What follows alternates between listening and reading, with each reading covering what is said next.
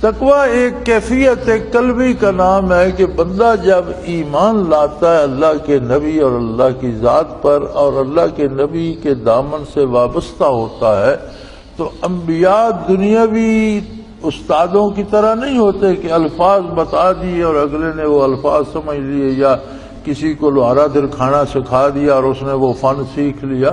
نہیں، نبی جو بات کرتا ہے اس میں انوارات ہوتے ہیں، تجلیات باری ہوتی ہیں اور کیفیات ہوتی ہیں۔ اگر آپ زبانی وہ بات مان بھی لیں، دل میں وہ کیفیات نہ ہے تو قرآن نے اسے منافق کہا ہے۔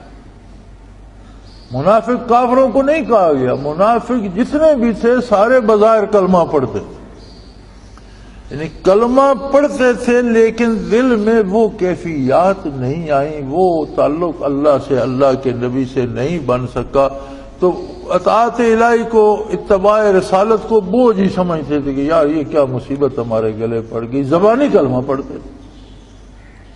تو اگر وہ کیفیات نہ آئے تو خطرہ منافقت کا ہے۔ وہ کیفیات کیا ہیں؟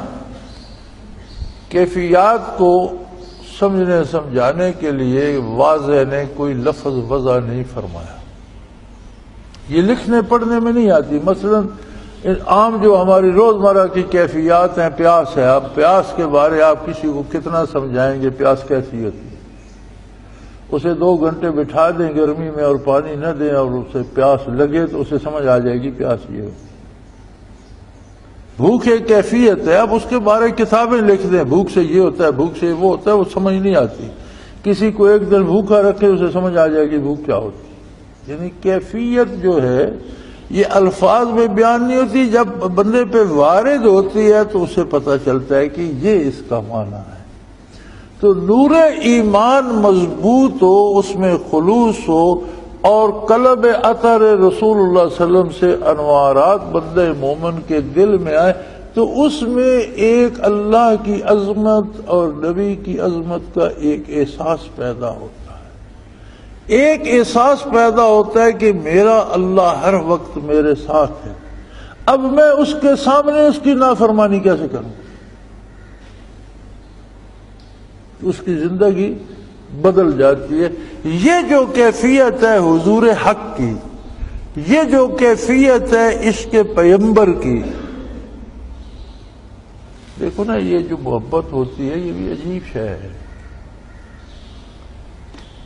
سادہ سی ایک بات میں عرض کرتا ہوں کہ ہمارے ہاں الیکشن ہوتے ہیں تو بڑی گہما گہمی ہوتی ہے ووٹوں کی، اور بڑے میلے ٹھیلے کیے جاتے ہیں، وفد بھیجے جاتے ہیں، پیسے دیے جاتے ہیں، منتیں کی جاتی ہیں۔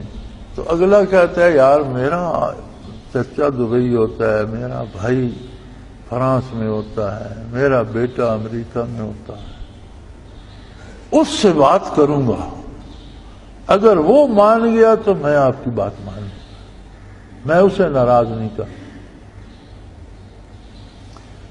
یہ جو ہمیں بھائی بیٹے چچا کا یہ احساس ہے، اگر یہ احساس اللہ اللہ کے رسول کے ساتھ ہو جائے اور جب کوئی کام سامنے آئے تو ہم یہ سوچیں کہ اللہ اللہ کا رسول اس سے راضی ہوں گے تو میں یہ کام ضرور کروں، اور اگر اس سے اللہ اللہ کا رسول خفا ہوں گے تو میں نہیں کرتا، بھائی جو جس کا جی چاہے کر لو۔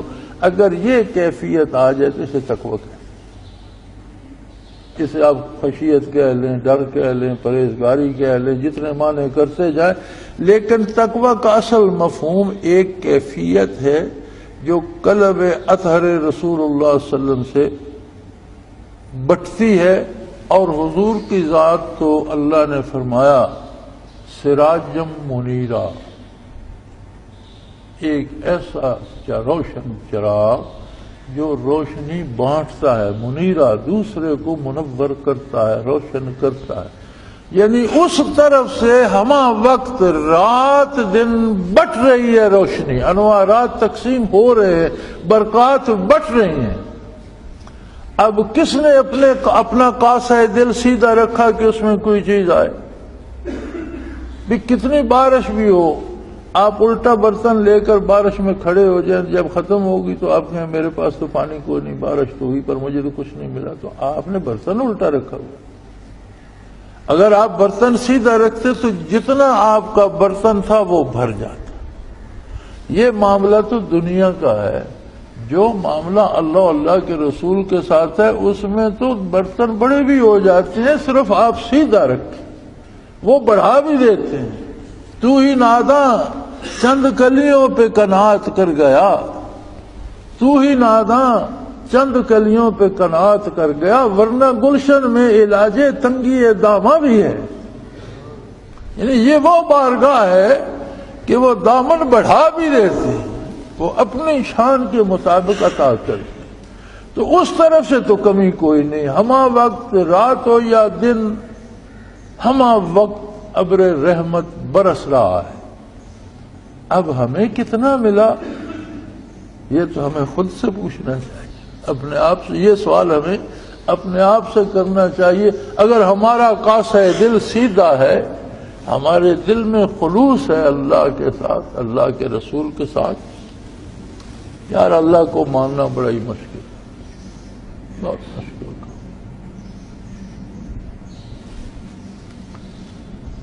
انسان سارے کام بڑی آسانی سے کر لیتا، لیکن اللہ کو جیسا وہ ہے اور جیسا نبی کریم صلی اللہ علیہ وسلم منوانا چاہتے ہیں اور منواتے ہیں ویسا ماننا بڑے تھوڑے لوگ.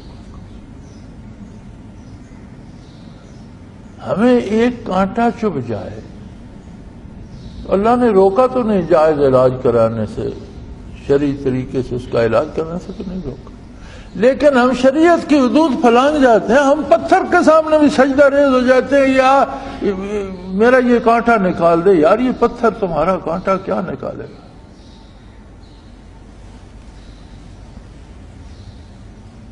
نہیں، ہم نے کبھی اللہ پہ اعتماد کیا نہیں. وہ جتنا اس پتھر پہ گئے ہو اتنا بیٹھ کر اللہ سے آرزو کرو، یا اللہ میں کمزور ہوں، ہو سکتا ہے اس میں تیری کوئی رحمت کوئی انداز ہو، لیکن یا اللہ میں مشکل برداشت نہیں کر سکتا، مجھے آسانی دے.